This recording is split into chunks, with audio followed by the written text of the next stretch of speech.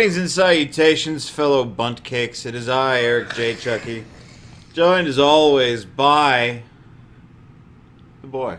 You know, sometimes I feel like you're just going to make a bit out of waiting longer and longer and longer to see if I say anything, and if you were, I'm sorry I stepped on it before it came to fruition. I was never expecting you to say anything. I just waited a long time. This is not Sing Along with the Rock. Nice. This is the True Nerds Podcast, in fact. Everything you need to know about all the shit you can click is in a little ticker feed at the bottom of your screen. But we do want to shout out Rob and a guy from Ohio who are both good for supporting us on the Patreon. Aside from that, turns out we never did a podcast on The Witcher. We watched season 1, but we didn't do a podcast on it. Don't know why. There was a lot going on then. Star Wars, Mandalorian, just a lot was happening. But then they did season 2, recently-ish, as recently as we normally get to things. And, well, I figure, you know, might as well do a podcast on old Gerald the Witch Boy. Yeah. I have so many dumb nicknames for this character, but Jerry the Witch Boy is my favorite.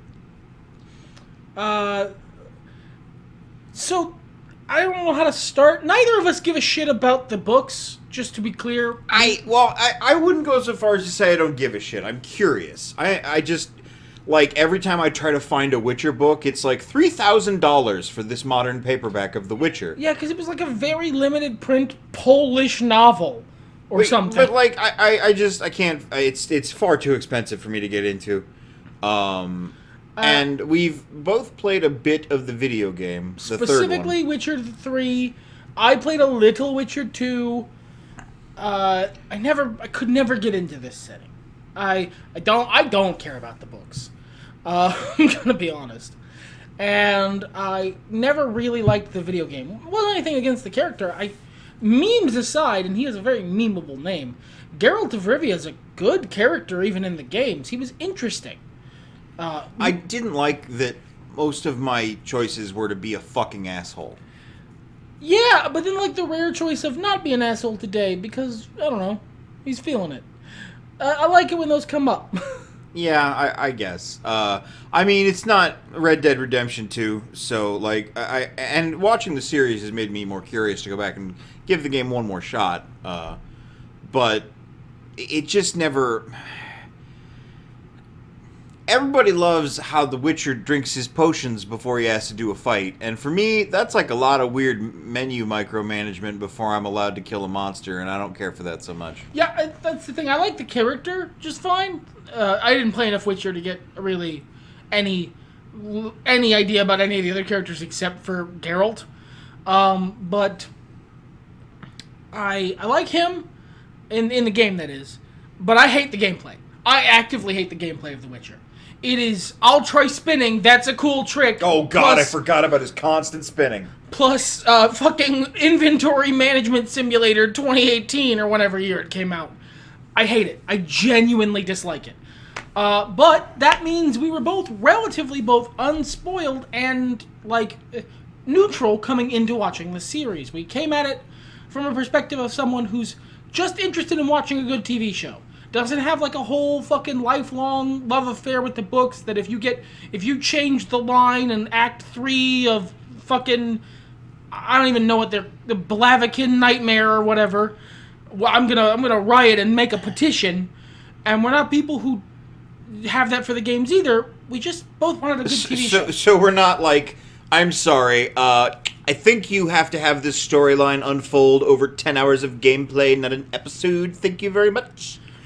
Yeah, so in that way, neither of us are like Henry Cavill, who, well, as I understand it, I am fat. Yeah, same. And poor. Yeah. And I don't build my own computers and am a giant Chad. Henry Cavill is better than us in a lot of ways. But that's our perspective coming into this. So, as someone who just wanted to watch a good TV show, this is a good TV show. It's on the positive side in the grand spectrum of TV shows. It's like, it's not, TV show quality is not binary. Your average TV show can have a lot of facets that make it good or bad.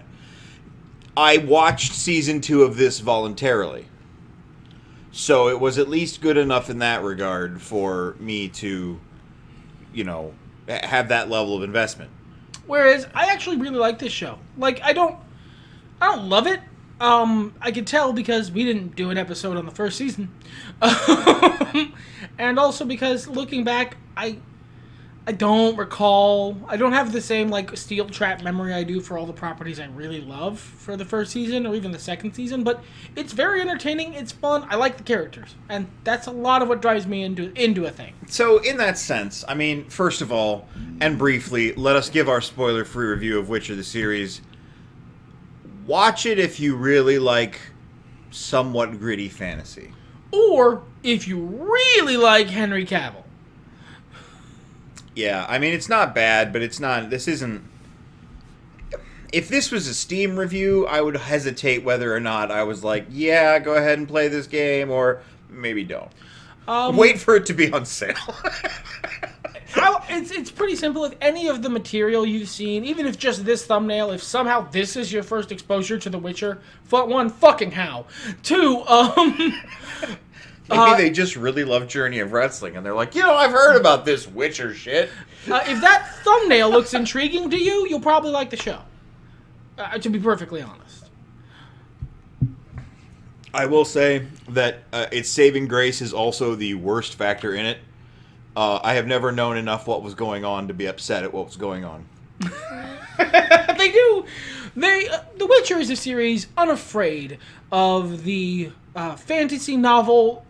How to put this? Noun kitchen sink, where they just dump a bunch of fucking nouns on you and you get to sink or swim. That's not necessarily what I was talking about, but it is also another issue. They're not so bad as a lot of like media that I run into, where like in the first opening cutscene or intro, they're like dropping 20 custom nouns on your ass. That's like, the Vlingelblongs of the Vogadale were spending their clingety-clongs to do the clork. All of these things which could have been regular words we know as human beings. They're not as bad about that, because I watched it. And I fucking wouldn't have. I would have. If I had that fucking opening, I would have been like, I'm out of here, man. I gotta go. I ain't got patience for this anymore. I am too old for that shit. Watching The Witcher, I should say Witcher Season 2 especially, was the first series I've watched, off the top of my head, I want to say since Hawkeye. And, like, because of the Christmas break and all that, it feels like it was forever ago. So it was very much a return to series watching, and I felt like I had aged 20 years, and now I was an old man who didn't know what was going on. I'm gonna get this out the gate, because this is my biggest complaint about the Witcher series. Like, I don't know, whatever other fucking complaints you want to make, or I want to make, sure. And I do have some, mostly about the names. But, this show, I have never seen a more well-made show that does not do a good job of telling you what's going on. I watched most of this show paying attention to the show, not doing other shit off to the side, paying attention to the show. And so many times did I go, who the fuck is that guy? Why is he naked and talking to an owl? And like shit like that. And I couldn't tell the difference between what I didn't know as part of the intrigue of the plot and what I didn't know because I just sort of fucking missed it, or they were being really weird about it. Like, it just happened so much.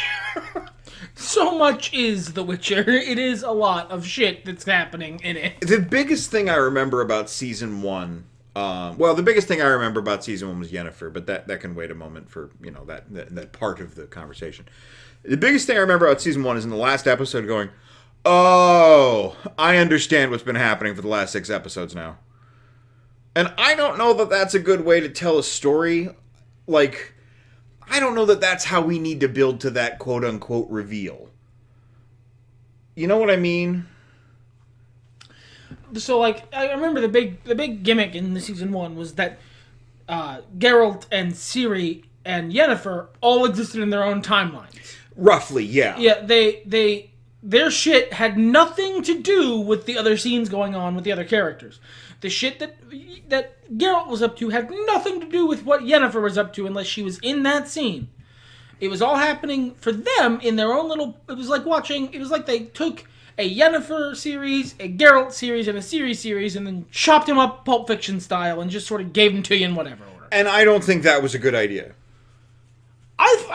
You know what the funny thing is? I heard this complaint a lot, actually.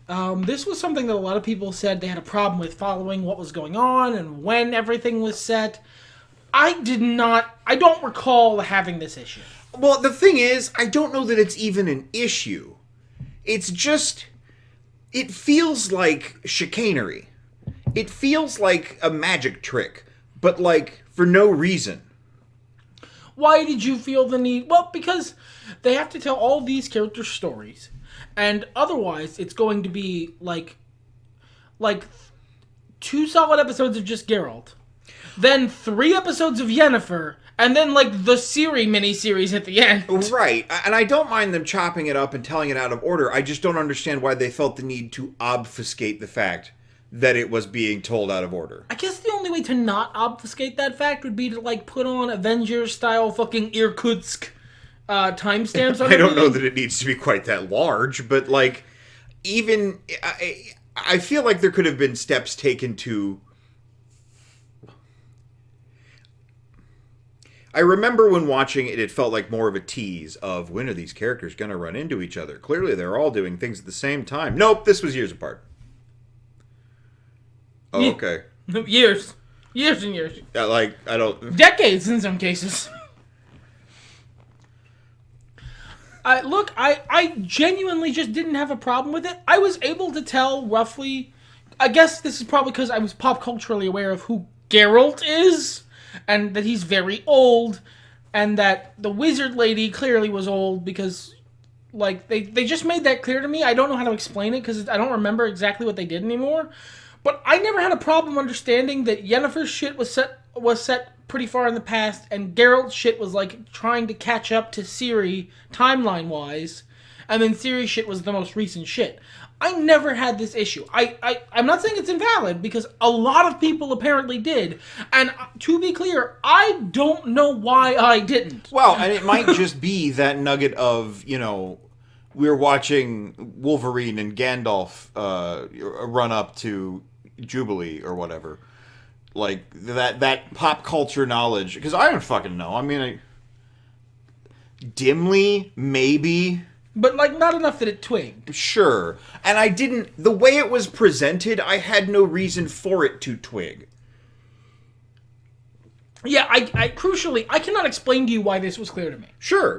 I remember it being clear to me. I remember a distinct lack of any surprise when they did the quote-unquote reveal. But, like... Well, and I think that's part of my issue with it in the first place, is that the reveal is... It's all sound and fucking fury. The fact that all this shit took place so far apart means nothing. No, not at all. It's not even a little bit. It's not special. It doesn't reveal anything. It's just, wow, this is really narratively confusing. Oh, now it isn't anymore. Yeah, because the Blaviken stuff at the very beginning for Geralt is set, to be clear, way, way, way before anything else in the series, as I understand it. Like, that's way back in the fucking past. Way before the other shit. Again, as I understand it, maybe it's not, maybe it's like right before, but this is the pop cultural osmosis my brain has given me. Sure. But like, I guess maybe that's it. I guess maybe they started with the thing that my dim nerd memory knew happened really early in that character's life, and then it sort of continued with him from there, and I knew Ciri happened a lot later. Maybe. And I was able to, like, piece together from there. But this is me backwards constructing that. Sure. I absolutely don't know why it was clear to me. It was just a strange choice in general. Do you want to continue complaining about the batshit stuff in this series, or do we want to start with the compliments for a while? I have lots of compliments, so if why don't you take the reins with some compliments here? Because I know what things I like to compliment specifically. Go ahead. Okay, all right. So I fucking love Henry Cavill's performance as Geralt of Rivia. Not only because Henry Cavill's an amazing actor, he is, that goes without saying, but because he clearly really wants to do well. This dude is putting in 100% effort to get this character across. And that effort shows. He has a very real emotional inner life. Despite being a guy who most of his dialogue is a grunt and a mean look. And the effort, the care with which Henry Cavill portrays him comes through in the performance. I really like that. I really, really like... I'm terribly sorry. I don't know how to pronounce her last name, but Anya Chalorata? I honestly... Chalorta, I guess. Chalortra. I've butchered that. My apologies. I love her as Yennefer. Because I want to be clear about something. I played those games. I didn't like Yennefer. I found her to be insufferable. I like this lady. This Yennefer is a cool, interesting character. She's a horrible fucking person, but that's separate from her being really cool and interesting. I also like, and again, I'm speaking of someone who played a couple hours of The Witcher 3. I mean, same. I played a little bit of The Witcher 2, and then maybe 6 hours of The Witcher 3. I interacted with Yennefer a little bit. Geralt in the show loves her irreconcilably. Geralt in the game kind of simps for her. Yeah, a little bit. He's that's and as a professional simp, that's not a good look, fam. Look, all women are queens, but I'm aware. I'm aware of how that makes me sound. Whereas in the show, there's some tension there. And you can see his passion. It's not just... It feels realistic as opposed to, a need. Like a weird, my Yennefer, Yeah, that is a good way of saying it. It feels like a realistic affection for someone, not a, possessive gamer need for the woman token. And that's way cringier than I want to phrase that. Yeah, that sounds more like something that would come out of my mouth. But, when I interacted with Yennefer in the games, that's very much how it came across. At least to me. This feels more realistic because these people have points of friction. They don't always get along, and it's not like a cute MCU bantery kind of don't get along. It's a, hey, you were a real dickhead to me. We gonna talk about that? And I like that. It makes the characters feel more rounded, it makes them feel more real, and it makes them more interesting, because there's more meat there. Yeah. I, in particular, first season... strongly, really liked Yennefer. Geralt was fine. Ciri was interesting, but I have limited patience for the child who is the greatest thing that was ever forged. Ciri is the most chosen one of all chosen ones in the history of fiction. She has 9 chosen one things. One would be fine, guys. 3 was a great time to stop. She's collecting the Infinity Gauntlet of chosen one flags. And it's so fucking hilarious. But she's such a nice character. She's a good person who's trying her best and is a kid, so she makes dumb kid decisions a lot, but in a believable way. Ciri as a character, as a person, great. Ciri's role in the narrative, super overwrought. Dial it back 12 steps. That's a little silly, but I really loved Yennefer in the first season. Her story, where she came from, how much power corrupted her, but at the same time she sort of has a reign on it. It's a very complex balancing act this character is pulling off, and it's very compelling. Yeah, agreed. I really like it. I don't obviously relate to her motivation throughout much of season 1, which is, I really want kids. Why? You're a fucking cool wizard. Go be a cool wizard. What the hell? I actually relate to her narrative in season 2 much cleaner, because her narrative in season 2 is, I lost my cool wizard powers. Fuck. No, I need those. I'm a cool wizard. Yeah, season 2, I'm not a huge fan of losing your powers, the storyline. Like, it's not like if a property immediately becomes bad if that's the story, but... It's a hard one to pull off. It is a hard jump to land. I respect when creators feel the need to do it, and that's about, like, the starting point. Okay, I understand. If you must. So I wasn't as into it, and she just felt a little weird. Not out of character, not even stretching the limits of character, but just compared to season 1, she didn't have... This was about Geralt and Ciri more than it was about Yennefer this season. Season 2, that is to say. And there's nothing wrong with that. It's called The Witcher. The Witcher should probably be, the main character. Central. But I felt she got a little thin and a little, I don't know, swept under the rug a little bit. She had less screen time, it felt like. I'm not sure if that's actually true. She had less screen presence. Yes. And, that might be telling in that she has lost her power, so she fades into the background a bit. I can get that. It just... She was the thing I was excited to see more about in this season. And don't get me wrong, as I said, the Witcher characters really kept my attention in spite of the lack of some of Yennefer's storytelling. But I was still disappointed to see less of her in that way. I mean, yeah, agreed. I liked that. I actually don't mind the losing your power storyline. If it's something interesting and done with it, if it's just an excuse for angst, that's really annoying. Yeah, and usually it is. But this wasn't. They went to place with it, and that's cool. Yeah, they dealt with temptation and characterization and I got to like see that. a big walking chicken hut. That's great. Yeah, who doesn't love that?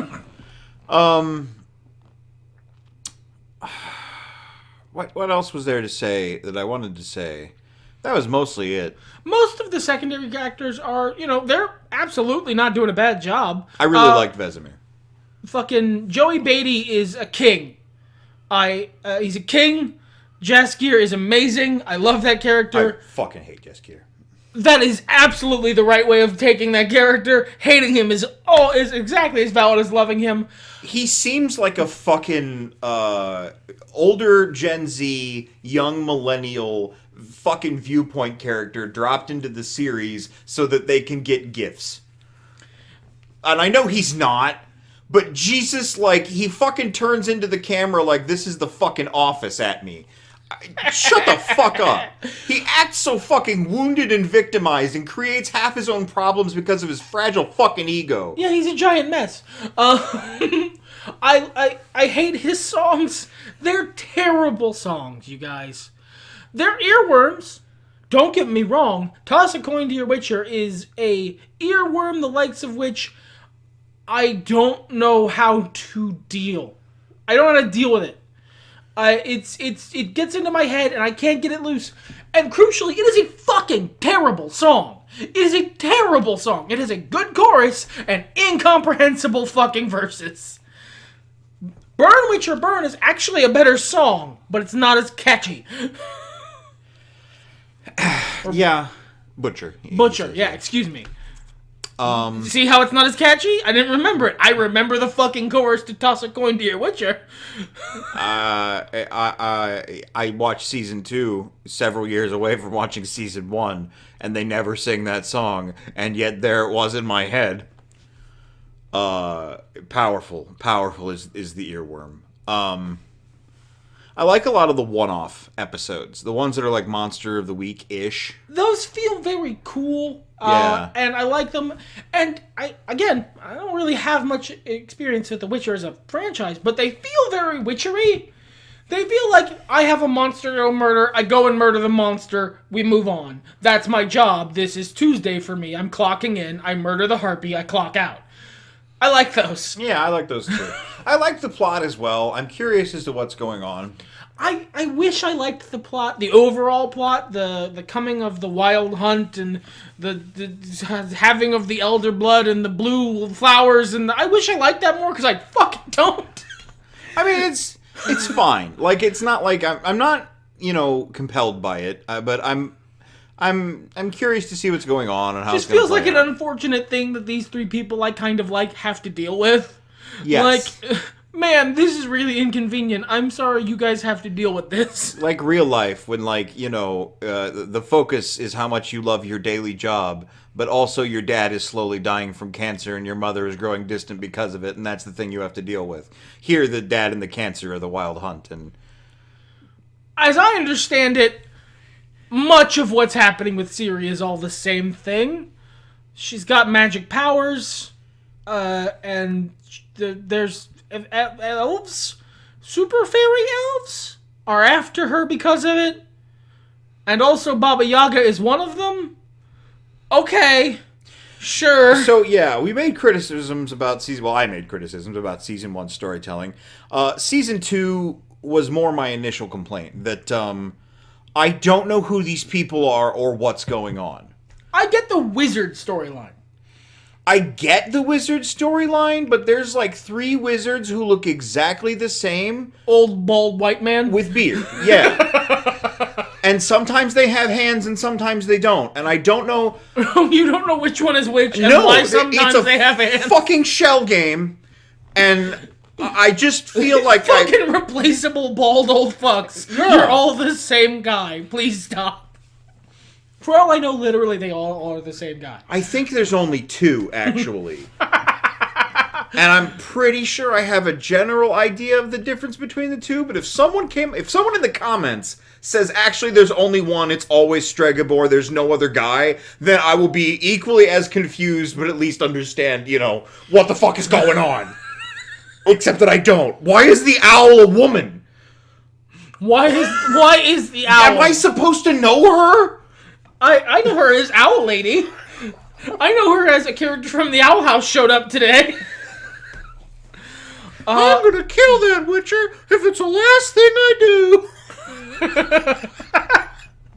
But I get the wizard storyline's actually very much just vampire politics reskinned. Yeah, I don't hate it. It's very interesting. And I have to say I also like the. Am I thinking of Triss? Triss Marigold. Yeah, she's the one who was working with the elves, right? She's the one who showed up at Kaer Morhen for a while and started to teach Ciri and then freaked the fuck out at her. So I'm thinking of... Jesus Christ, these fucking names. You know what? No, now's a good time. Fringilla, yes. Fringilla. I like Fringilla's character. I like the delicate balancing act, the question of loyalty, and that's very cool. Yeah, agreed. Fully. There's not much there. My brain thinks of her as, like, teacher lady. Like, professor. Professor wizard. But, she's got a really cool character arc. As I understand it, Vilgefortz, that guy she's fucking, the one who is, like, her pawn, or the guy who is taking Yennefer's glory, right? He's, 1, a much more important character in the books, and 2, they aren't fucking. Maybe we're talking about 2 different characters again. This is a huge problem with the fucking... I like the lady who was gonna do the one job, and then Yennefer was like, I'll do that job. So that lady had to go elsewhere. And then in season 2... she helped the elves get, like, I know who you're talking about. Hold on, let me find it. I thought that was... that might be Fringilla. You might be right. Okay. I might be wrong, and I might think teacher lady is somebody else. Tisaya DeVries? Yeah, that one says mentor. That's probably it. Yeah. I was thinking of Tisaya? But yeah, Fringilla is the one who was, like, kind of, like... got on her own fucking steez and became a cool leader type. Mm-hmm. Yeah. I did like how Tisaya, I liked her arc in the 2nd season. She's a much more relatable character and not just, frigid headmistress. I felt like there was some really cool stuff there. Young McGonagall. Yeah. Except, like, meaner, gritty young McGonagall. That's not a gritty reboot we want or need. No. But yeah, these fucking names, man. I don't... So yeah, now it's time for the fucking name rant. Look. I understand fantasy novels have goofy names, and some of these names are perfectly reasonable, I'm sure, for the language in which they were originally written. This is a localization issue, first of all. Yeah, absolutely. Before I say anything about the original texts, which came out in like 2007 or some shit. I don't fucking know. You should not have kept the man's name Geraldo Rivera. Look, all these names are fucking incomprehensible. One of the guys is Mouse Sack. It's spelled like Mouse Sack. And it's pronounced mouse sack. He's Rat Balls. Siri, why are you so sad? I miss my dear friend Rat Balls. Fucking Rat Balls? Yeah, he was on Druid. Our Druid, you know, our Druid, Rat Nuts. Fucking Postscroat. No, you fucking take that back. Postscroat is definitely a character in season 3. He is Mouse Sack's apprentice. Guys, these names are fucking incomprehensible gibberish. And at a lot of points, they're just pointlessly a little different than a normal fucking name. And I get it, the fantasy novel urge to make the names fancy. Just call her Jennifer. It is not hard. That's not even what bothers me. I don't mind Yennefer. I don't mind Yaskir. Although I would prefer if you would keep your soft J's and your Y's separate. Whatever. But anyway, it's when you give me names that have no staying power. Vilgefortz of Rogavine is too much. That's made up syllables. Changlybats of Bochenshire. Is that a real Witcher character? Did I make it up off the top of my head? No. Answers in the comments. Kahir Mar Diffrin Ape Kalak. Fuck you with that name. Like, if this... Fuck you with that name. If this were a real world situation and these were real people and those were their names, whatever, I respect their culture. I would still be making these jokes. You would still be making those jokes. But whatever, I don't care. But this is supposed to be a marketable piece of material, and I cannot remember Clangly Black of Black and Bluke versus Clangly Book of Bluke and Black. I thought I had like a good handle on this, and just like 5 minutes ago, I confused two very different characters because their names are fucking gibberish. And then, on the other hand, we have two distinct characters. One is named Vesemir, the other is named Vizimir. I don't know who Vizimir is. Vizimir is the king of Redania. Oh, I know who Vesemir is. They mention both characters in season 2, and I'm like, wait, who is do what now? Don't do that. Don't fucking do that. Don't have two guys named Bob in your fiction. One has to be Bobby. That one violates the One Steve rule. That one just straight up violates the One Steve rule. Full stop. Now, I mean, I'm saying this, and you know, our glute of viewers from the Netherlands or whatever, Poland.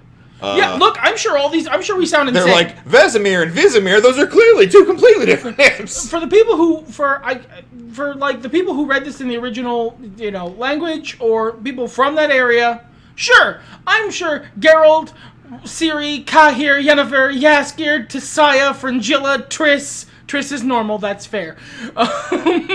Istred, Dara, Vilgefortz, Philavandrel, and then Francesca, delightful, normal Francesca, are all completely reasonable names you'd hear crossing the street. They're not for me. I can't remember this shit. I'm old. The overcomplication of it, and it's the lack of punch power. Like, there's too many fucking syllables. And I get that, you know, okay, for example, Vilgefortz of Rogavine, mostly they only call him Vilgefortz or Vilgefortz or whatever. And Vilgefortz is a funny sounding name, and I remember Sure, that. It can kind of stick out. But when you get similar sounding names or names with too many words in them, unless you become really insistent terminology about saying the whole thing every fucking time. Which they absolutely don't, because all these motherfuckers have 12 nicknames. Yeah. Vilgefortz, you mean the Candyman of Rockwindell? No, I was talking about the River Master of the Southern Stinks. Oh, well, that's the same guy. Oh, well, what do you fucking know? Yaskir, highlight. There are like 3 characters who fucking never call him that. They call him some other nickname. and it's like a normal word, and I don't fucking remember it. That's the thing, man. Like, they also don't refer to each other in specific a lot. Like, you know, it's the same kind of problem in the translation of this show, and I mean translation here from the page to the screenplay, not from, you know, the original language to English. They just don't signpost enough. They don't do those things that other series, even other series that I don't like quite as much but have seen, do. In most television, you know, even more high concept, well, I use that term wrong all the time, even more complicated shows, or ones that I don't care for, I feel like they let me know what is the intrigue. They keep me abreast of what the situation is without browbeating me and going, you know, having fucking cut takes of going, oh no, Vesemir, the man who trained me and is basically like my father figure, is in mortal danger. What are we going to do? Not Vesemir, the fucking... some royal asshole we've only just heard of. I don't feel like it's that hard, and I don't know... I'm baffled as to how this show isn't doing it, but in so many other ways is so high quality. I was really impressed with a lot of the CGI. Dude, yeah. For, like, they have a decent budget, but even still, some of that CGI is really impressive. Like, there are Disney TV series I've been watching recently where the CGI is questionable. Huts are just like that, okay? I don't think that's a good excuse. I don't think you should have characters from Reboot alongside perfect cybernetic CGI. God damn.